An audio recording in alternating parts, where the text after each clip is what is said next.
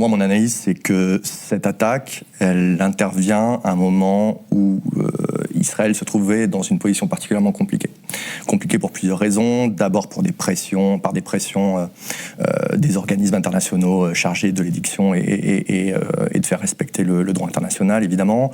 En raison de Gaza et du... Bien sûr, avec un Premier ministre israélien qui est sous mandat d'arrêt pour enquête pour crimes de génocide et de crimes contre l'humanité. On a aussi une évolution sensible depuis mars et depuis le blocus humanitaire sur Gaza des diplomaties occidentales qui sont traditionnellement considérées comme des alliés indéfectibles d'Israël. On a une nouvelle administration américaine qui a pris des initiatives par rapport à la précédente administration sans consulter Israël, notamment en ouvrant par exemple un canal de communication avec le Hamas ou en négociant un deal avec les Houthis au Yémen sans aval israélien.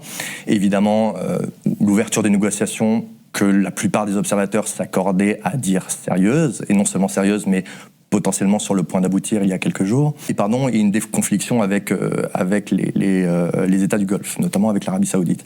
Cette situation, elle était inacceptable pour Israël. Israël n'était pas acculé, mais se retrouvait dans une configuration très difficile à tenir.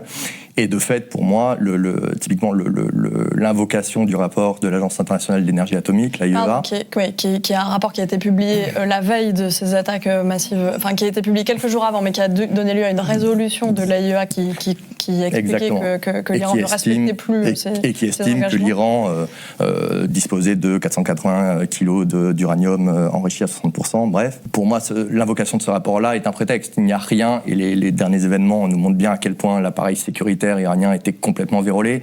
Il n'y a rien dans ce rapport que les Israéliens ignoraient auparavant. Donc pourquoi il y a 5 jours et pas il y a 2 semaines ou 3 mois?